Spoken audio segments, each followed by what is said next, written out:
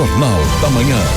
Olá, muito bom dia, sejam bem-vindos. Estamos chegando aí no seu rádio, ou na sua telinha, onde quer que você esteja, com o nosso Jornal da Manhã, da segunda edição, aqui em Presidente Prudente e toda a região, nesta segunda-feira, dia 8 de junho de 2020. Muito obrigado a você que nos faz companhia. Vamos lá para as principais informações do dia. Antes disso, o nosso bom dia dos nossos comentaristas aqui na Jovem Pan. A gente começa com o Fernando Gessi. Bom dia, Fernando Gessi.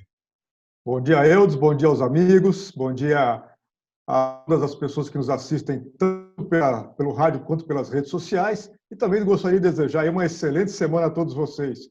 O meu destaque hoje vai para a Universidade de Pelotas, que vem fazendo, junto com o IBOP e com o Ministério da Saúde, um trabalho sensacional de testagem contra o coronavírus, coisa que já deveria estar sendo feita há muito tempo. Padilha, bom dia, o seu destaque. Bom dia, Eudes, bom dia, amigos, bom dia, ouvintes da Jovem Pan. Meu destaque vai hoje para nenhuma novidade ontem nas manifestações contra o governo federal, com a bandeira antidemocracia, a favor da democracia, pouca gente e muita violência. Vamos lá, então, para o bom dia do Adilson Brevilleri. Bom dia, Adilson. Olá, ouvintes. Bom dia, Eudes. Bom dia, Padilha, Gessi. Olha, uma notícia interessante para a gente começar a semana é falar que nós tivemos aqui em Presidente Prudente um patamar de 388 casos de Covid de pessoas que se curaram, que é um número bastante positivo para todos nós que temos a esperança de encontrarmos uma vacina e a cura para essa doença que devastou a humanidade, né? Muito bem, o Jornal da Manhã tem o oferecimento do Clube Cred. O Clube Cred é uma rede que possibilita quem tem interesse em tornar-se um agente de crédito, seja comprando uma franquia, home office ou apenas baixando o aplicativo. E foi desenvolvido em formato app para ser simples e seguro, com o intuito de facilitar a venda e indicação de crédito consignado em qualquer cidade ou região do país, evidenciando assim o diferencial do clube, o ganho de até 70% de comissão de todos os empréstimos indicados pelo usuário. Benefícios em se tornar um franqueado? Você vai trabalhar em casa, usufruir de toda a estrutura oferecida pela Clube Cred, suporte online para trabalhar, treinamento e acompanhamento toda semana realizado por especialistas do mercado. Quer saber mais sobre a Clube Cred? Basta você ligar no telefone 0800 800 1020. 0800 800 1020, Clube Cred. Muito bem, vamos lá para as informações. A gente começa com informações de Presidente Prudente, que saiu no portal Prudentino. Olha, ruas esburacadas e sem asfalto, à noite escuro total, durante o dia falta de linhas de ônibus, casas sem sistema de coleta e tratamento de esgoto.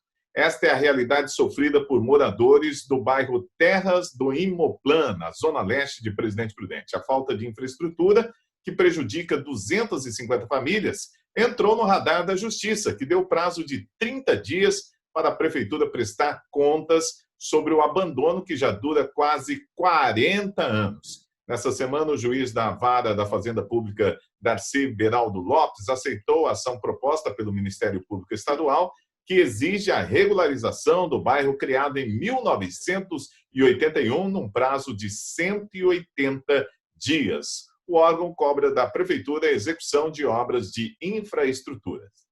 Muito bem, vamos lá para os destaques e para o seu comentário, Fernando Gessi.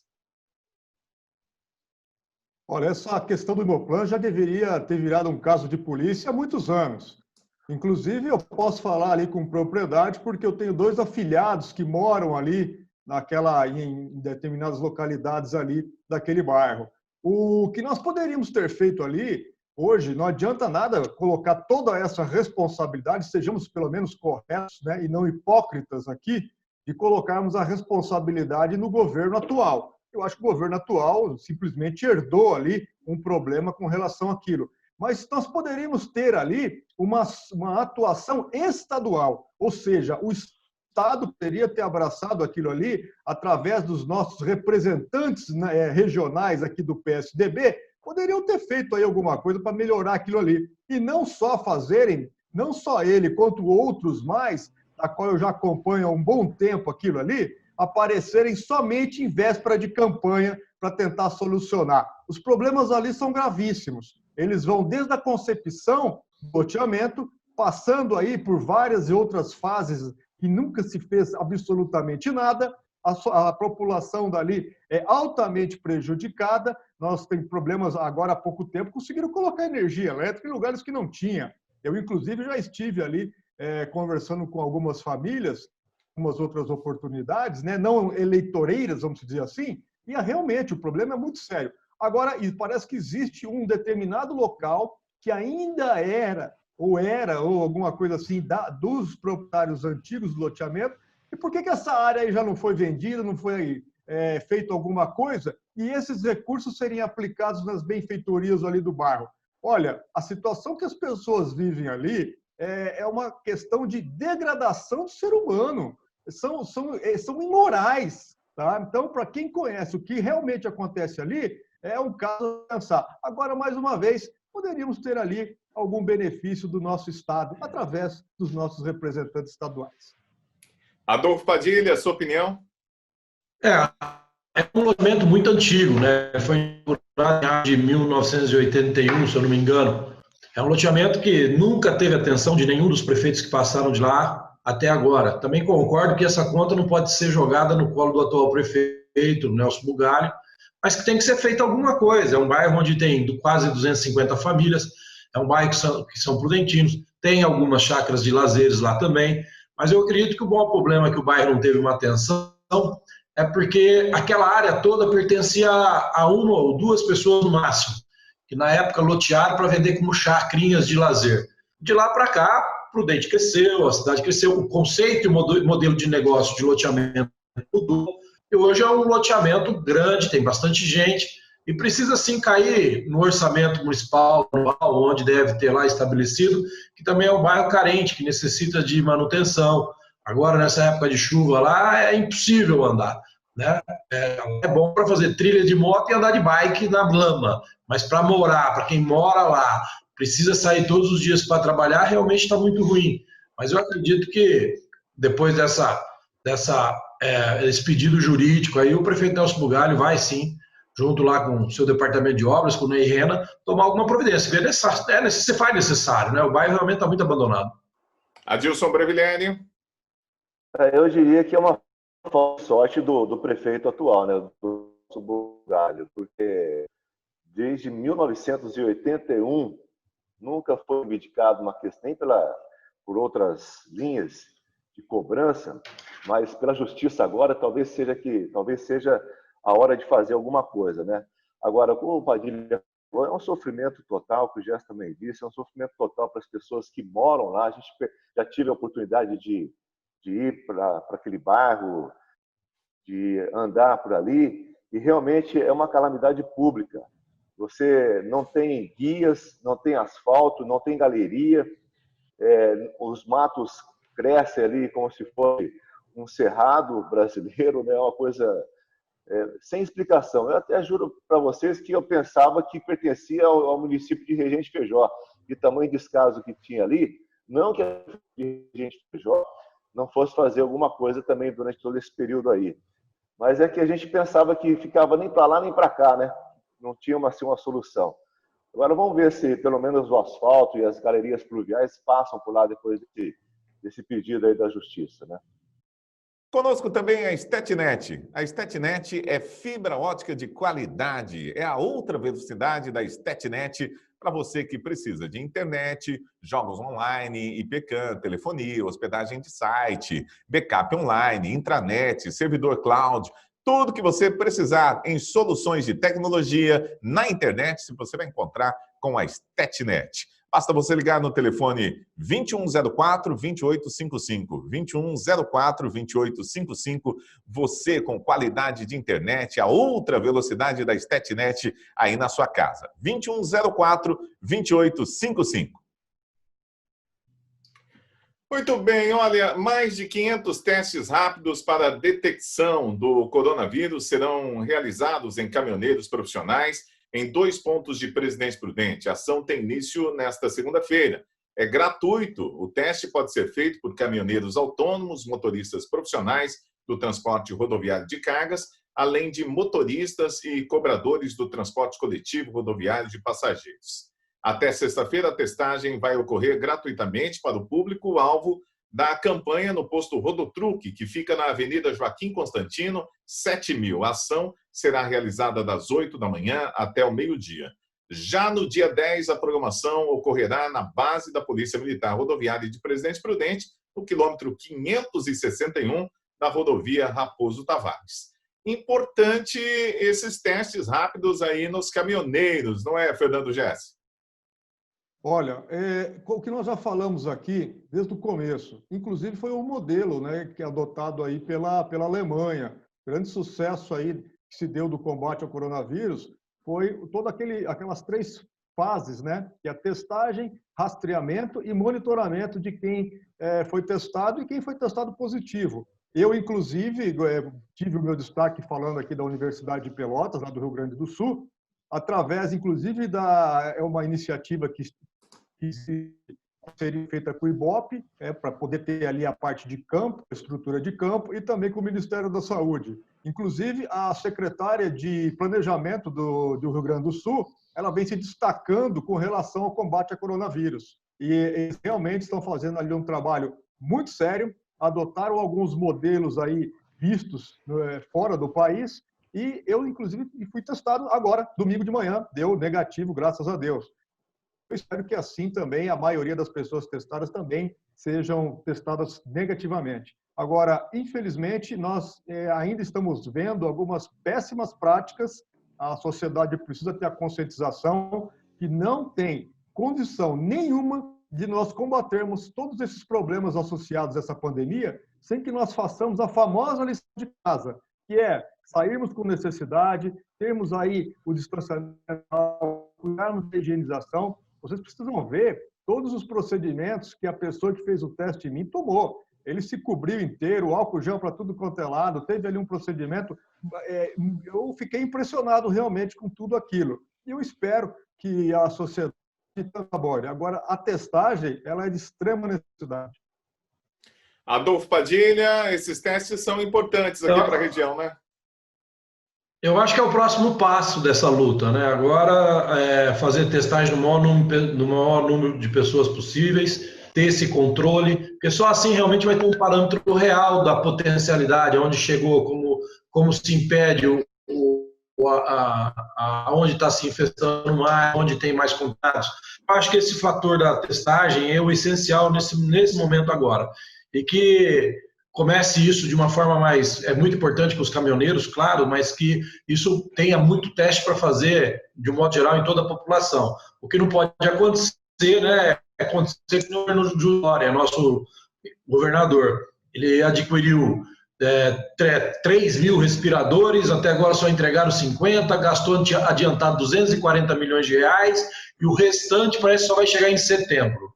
Então, se comprar o teste, tenha certeza que ele vai chegar rapidinho, ou que ele já esteja aqui no Brasil para não ter que esperar vir de fora. Porque senão demora muito e aí não dá jeito de resolver o problema. Vamos lá, Adilson Brevilério, o seu comentário. Então, e os motoristas são pessoas que estão praticamente em várias cidades num dia só, e se você tem um motorista caminhoneiro que está contaminado, ele vai disseminando essa doença para onde passa. E eu acredito que, além dessa dos motoristas, é muito importante também que a Prefeitura consiga realizar esses testes nas ruas de Presidente Prudente, em alguns pontos estratégicos, para que perceba também os motoristas que estão em trânsito dentro da cidade, para poder já pegar essas pessoas que eventualmente possam estar contaminadas e encaminhar para o devido tratamento, para que não possa estar espalhando aí a doença, que é o fator de aumento de casos, né, em toda a cidade, em todo o Brasil. Jaime Centro Automotivo, seja o seu carro nacional ou importado, o que você está precisando, você vai encontrar na Jaime Centro Automotivo. A experiência faz toda a diferença, você vai confiar o seu carro nas mãos de quem realmente sabe o que faz. A Jaime Centro Automotivos tem vários serviços para o seu carro: mecânica, autoelétrica, autopeças e também alinhamento e balanceamento. Basta você entrar em contato com o pessoal da Jaime Centro Automotivo, muitos anos de experiência em Presidente Prudente, fica na Avenida Brasil 891, no centro da cidade. Telefone da Jaime Centro Automotivo é o 18 2104 4666. 18 2104 4666. E olha só, no domingo, ontem, apoiadores do presidente Jair Bolsonaro precisaram dividir o asfalto com manifestações contrárias ao governo federal. Em São Paulo, Rio de Janeiro, Brasília e em outras capitais, os seguidores do governo federal estiveram em menor número, segundo o site UOL. Os protestos anti-Bolsonaro foram maiores, mesmo com lideranças políticas pedindo para não haver adesão. Mas as manifestações acabaram encorpadas pelos movimentos negro inflamado no mundo todo com o assassinato do americano George Floyd. Muito bem, vamos falar das manifestações. Adolfo Padilha.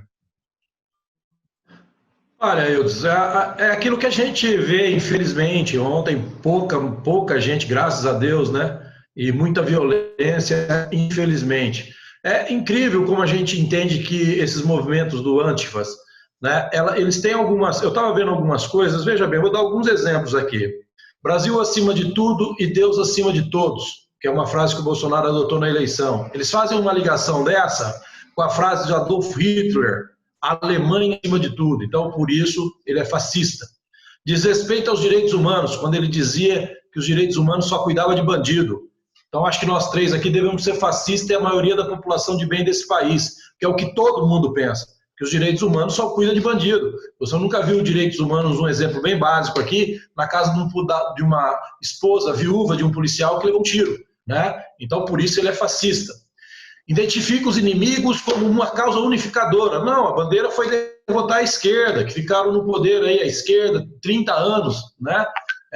Juntamente com o centro, com uma meia-direita que seja, vamos respeitar que agora fique até 2022, supremacia militar, porque tem lá não sei quantos generais, acho que são 14 ou 21 generais no governo, mas são generais de crise, são generais de gestão, não são generais de guerra, né?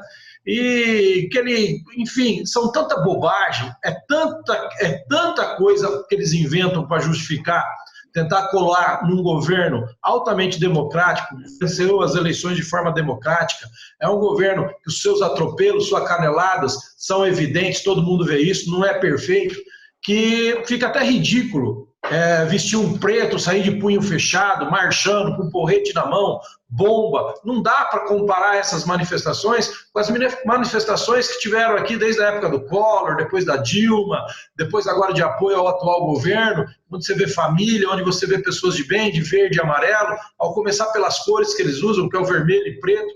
Enfim, eu acho que é uma narrativa, como eu sempre defendi aqui, a narrativa é muito clara, as manifestações a favor do governo Bolsonaro, pelo que ele está fazendo pela democracia e manutenção da democracia, tem muito volume. Então é uma estratégia sair essas pessoas da rua amedrontando, criando caos. Por quê? Porque assim inibe os outros de continuarem a fazer manifestação futura a favor do governo. Então é uma estratégia de guerra, é uma guerrilha. A verdade é essa. Agora, a gente tem que ficar atento, porque até hoje você não vê um ato. Você perguntar para um deles, fala um ato que o presidente Bolsonaro ou o seu governo teve de fascismo. Eles vão falar todas essas bobagens que eu falei aqui. É lamentável, mas o Brasil tem que continuar caminhando para frente, com uma economia liberal do jeito que está fazendo, com um governo que discute direitos iguais para todos, e daí por isso está incomodando muita gente. É só avaliar. Todo um sistema está incomodado com o governo do Bolsonaro e vamos aguardar aí até 2022, porque vai vir muita briga ainda. Fernando Gesse, a sua opinião? Essas manifestações, é bom nós fazermos aí uma radiografia bem, vamos dizer assim, bem clara do que está acontecendo. Se você for prestar bem atenção, as duas são esvaziadas, até porque o presidente solicitou para que não fossem os seus apoiadores, né, porque até questões até de enfrentamento, de violência e tudo mais. E também por questões aí com relação à aglomeração do coronavírus. Segundo ponto, nós tivemos se vocês perceberem, de um lado, realmente nós temos ali famílias, temos apoiadores, temos pessoas de todas as classes sociais, todos vestidos sempre de verde e amarelo, bem organizados, uma manifestação assim totalmente tranquila, harmoniosa, sem problema algum. Nós não vemos ali nenhuma animosidade, vamos dizer assim, com relação a durante o ato. Se você observar o outro lado, você vai ver isso aí, eu acho que a esquerda deve estar batendo muitas palmas agora, porque nós percebemos uma grande quantidade de jovens, e nós sabemos que dentro do processo aí de domínio, vamos dizer assim, da nossa esquerda, e quando eu falo esquerda, é o pessoal da esquerda mais aguerrida, vamos dizer assim, mais voltados aí para as práticas erradas que nós achamos, né? Os esquerdistas aí mais, como se diz assim, polarizados. Não digo também que na direita também não tenha isso. Então você percebe que realmente eles conseguiram levar essa massa aí de jovens. E realmente nós estamos passando por um processo, é bom não esquecermos, todo o processo econômico de falência do Estado que nós tivemos no governo passado refletiu muito nesses jovens, com relação a empregos e tudo mais. E agora, o que acontece? Eles estão levando esses jovens para a rua. E, por trás disso, tem uma ideologia política aplicada na educação tremenda. Isso é uma coisa que eu já venho contestando e falando há muito tempo. Agora, e para acabar de piorar de vez, o terceiro ponto da minha radiografia é juntarmos todas as torcidas organizadas, da qual eu só vi uma, me desculpem aí, a torcida corintiana, me desculpem os outros, mas eu só vi a camisa deles, eu vi uma pessoa com a camisa do São Paulo, a do Santos, infelizmente, está reclusa porque é de risco, e aí nós percebemos toda essa problemática. Essas pessoas que estão ali marchando, de punho fechado e tudo mais, nós não podemos esquecer que eles estão banidos dos clubes aí, porque não podem participar dentro de estádios de jogo de futebol. Então, é bom que nós prestemos muita atenção e observemos quem está participando dessas manifestações. Adilson Brevigliani, você acompanhou as manifestações do final de semana? Sim, olha, acontece o seguinte, o Padilha disse muito bem, o Jesse também. Na verdade, é que todas as manifestações de grande vulto que estavam acontecendo em todos os lugares do Brasil eram de apoio ao Bolsonaro, para poder, de uma certa forma, defender as ideias, os planos, os projetos que o governo Jair Bolsonaro estava tentando fazer, estava tentando realizar. E um deles principal é acabar com a corrupção. Então, as manifestações verde e amarela estavam acontecendo em todos os cantos do Brasil e as pessoas que apoiam o Bolsonaro viam alegria, um motivo de satisfação, porque o povo está com o presidente Bolsonaro, está com o governo Bolsonaro. E aí, o que aconteceu? A esquerda começou a ficar bastante preocupada, porque eles não conseguiam reunir pessoas para poder fazer manifestações de tal vulto ou próximo a isso. Então, aí apelaram pela torcida desse time aí, tentaram apelar para outros times para poder dar um movimento, para dar vulto, para dar quantidade de pessoas. Então, acabaram dando um tiro no pé, né? Porque acabaram levando manifestação para o outro lado. E se a gente fizer uma análise do que a polícia acaba afirmando, a polícia que esteve coordenando a segurança dessas manifestações lá em São Paulo, as manifestações positivas em prol do governo Bolsonaro até umas 3 horas, 15, 30, 16 horas, legal. E tinha bastante gente ali em prol do governo Bolsonaro. E são pessoas de família, vai a família inteira para essas manifestações. E vão de uma forma pacífica. E só às 3 meses já vão embora para casa. Já fizeram a sua manifestação de forma positiva, educada, e foram embora. E aí os baderneiros ficam e a polícia acaba tendo problemas justamente com esse pessoal que diz ser da esquerda, que ser da oposição, que vai lá para fazer baderna, para fazer arruaça, para quebrar coisas, para fazer coisas que não é uma manifestação positiva. E fica nítido isso, né? A gente tem percebido que, na verdade, não é que o número de pessoas que é contra Bolsonaro e o número de pessoas que é a favor do Bolsonaro ficou menor. É que o pessoal que fez a manifestação positiva em prol do governo foi embora e só ficou os baderneiros e aparece aí essas coisas. A gente tem que analisar também que quem que faz a notícia para dizer que o governo Bolsonaro já está com poucas pessoas, são veículos também que não apoiam o governo, são veículos de oposição. Nitidamente a gente percebe isso. Muito bem, olha, dois ex-funcionários da deputada federal Joyce Hausmann acusam a parlamentar de usar a sua equipe de gabinete para criar, disseminar notícias falsas e ataques contra adversários políticos. Os principais alvos, segundo a dupla, seriam desafetos criados após a ruptura da ex-líder do governo com o presidente Jair Bolsonaro e incluiriam as colegas de parlamento, Bia Kicis e Carla Zambelli, além dos filhos do presidente, o senador Flávio Bolsonaro e o deputado Eduardo Bolsonaro. Em entrevista à CNN Brasil, sem revelar sua identidade, os dois afirmaram que funcionários eram cobrados a fazer montagens de vídeos, criar narrativas e alimentar perfis falsos nas redes sociais, supostamente monitorados pela própria parlamentar. O negócio está ficando feio para o lado aí da Joyce, não é, Adolfo Padilha? Na verdade, o gabinete do ódio não existe sem ter a participação da Joyce. Isso a gente que está na rede social, a gente que acompanhou a campanha, enfim, a gente sabe, a Joyce é uma pessoa que ela sempre usou desses subterfúgios, e ela chamava toda a atenção para ela quando ela denunciava esse gabinete do ódio. Ela fala com muita propriedade do modus operandi, porque na verdade é ela que fez, é ela que criou esse gabinete do ódio. O que existe hoje é um número de gente muito grande que faz uma defesa do governo, por isso que cria uma onda de compartilhamento do mesmo interesse, e a maioria positivo, quando se trata em defesa do governo Bolsonaro. Já a Joyce, ela aproveitou a ondinha de que lançaram, de que integrantes do governo federal, amando ou não dele, cria-se fake news, mas volta aquela pergunta: o que é fake news? O ministro Alexandre de Moraes deu uma declaração dizendo que os autos estavam abertos para os advogados dos deputados, das pessoas que estão sendo acusadas de produzir fake news contra o STF. E é mentira, isso é mentira. Inclusive tem um advogado prudentino que está na causa e a petição dele deixa bem claro, mentira. Isso é fake news? É fake news, é uma mentira. E sobre o gabinete do ódio, não existe o gabinete do ódio da forma... Será que tem gente que ganha 20 mil reais por mês? Não. Veja bem, o modus operandi ela tem na ponta da língua, porque, primeiro, são membros do gabinete dela que ganham pela Câmara salário, ou seja, dinheiro público sendo pago para pessoas ficarem brincando de fazer perfis falsos nas redes sociais e assim omitir opinião contra quem e críticas contra quem ela tem como opositor.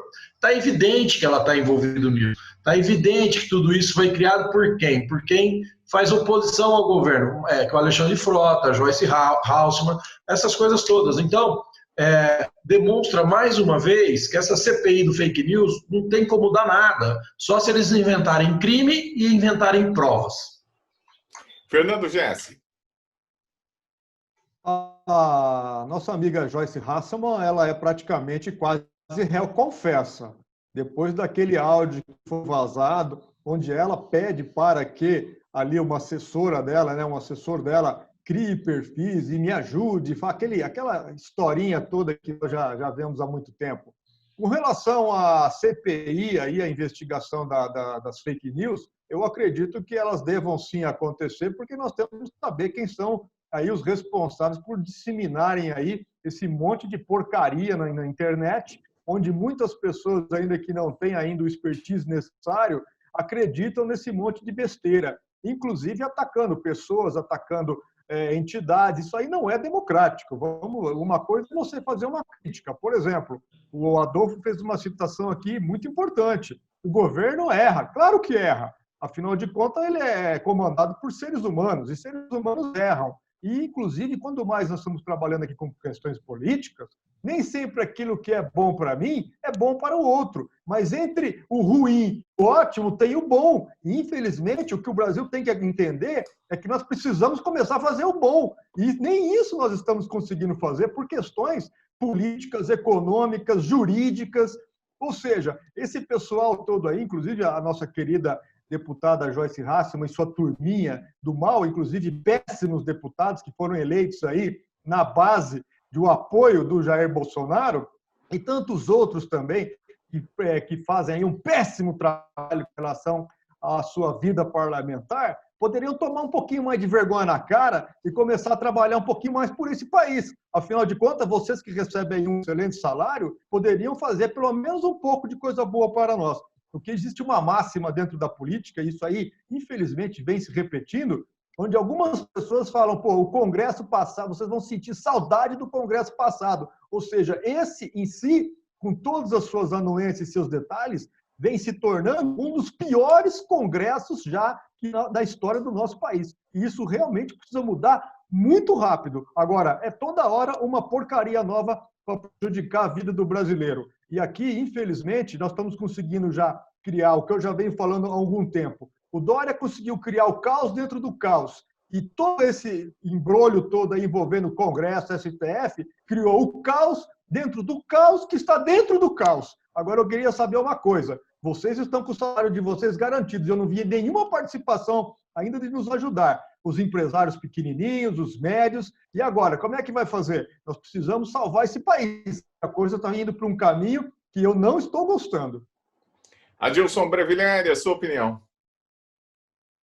Olha, eu tenho a dizer o seguinte, a Joyce Hasselman, quando ela apareceu no cenário político brasileiro, ela até despertava, de uma certa forma, alguma esperança para que ela pudesse também alavancar a luta contra a corrupção, contra a esquerda que vinha assolando o país em todas as esferas.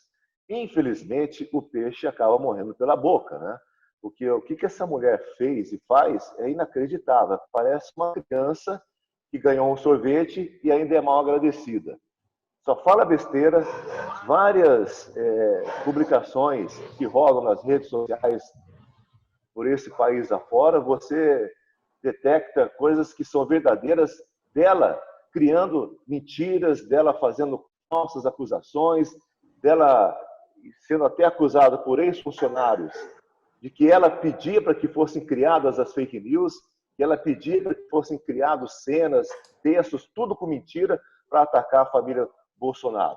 Infelizmente, eu tenho certeza que a vida política da Joyce Hasselman acabou.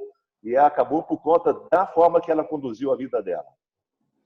Muito bem, agora, como é segunda-feira, eu vou pedir a opinião aí do que os nossos comentaristas esperam desta semana, começando com o Fernando Gessi. Eu espero que o Brasil comece a tomar rumo. E quando eu digo tomar rumo, eu coloco todos os governos municipais, estaduais e federais. Desde o começo dessa prática toda que nós tínhamos aí envolvendo a pandemia, lá no comecinho, finalzinho de janeiro, comecinho de fevereiro, eu venho aqui defendendo uma posição muito clara de onde nós teríamos que ter tido uma coordenação nacional ali dentro de Brasília, num centro de comando integrado totalmente, ou integrando totalmente todos os estados e todos os municípios, um painel ali de informação com algumas tecnologias da qual nós defendemos, por exemplo, eu vou citar aqui uma delas, a sistemática, a tecnologia de red flag, onde as bandeiras são levantadas em algumas situações, e ali em cima nós fazemos algumas atuações realmente no combate ao coronavírus. E agora nós precisamos também pedirmos aos nossos governantes que comecem a olhar um pouquinho mais para o nosso país. Vocês estão olhando apenas para o umbigo de vocês. Nós estamos com o nosso cenário político totalmente contaminado por questões de reeleição. E hoje, o que menos o Brasil precisa se preocupar é com quem vai ser o próximo presidente do país. E sim, nós precisamos nos preocupar com as famílias que já começam a passar fome, com as empresas que estão sendo fechadas, com as empresas que não estão nenhum apoio por conta do governo, e isso eu cito todos os governos, tá? Porque se nós não conseguirmos salvar as pequenas e médias empresas desse país, que detêm 85% do PIB nacional, o desastre vai ser enorme e irreparável. Vão ser anos e anos para conseguirmos colocar a economia desse país novamente no eixo. Então, eu vou fazer aqui um apelo de coração a todos vocês.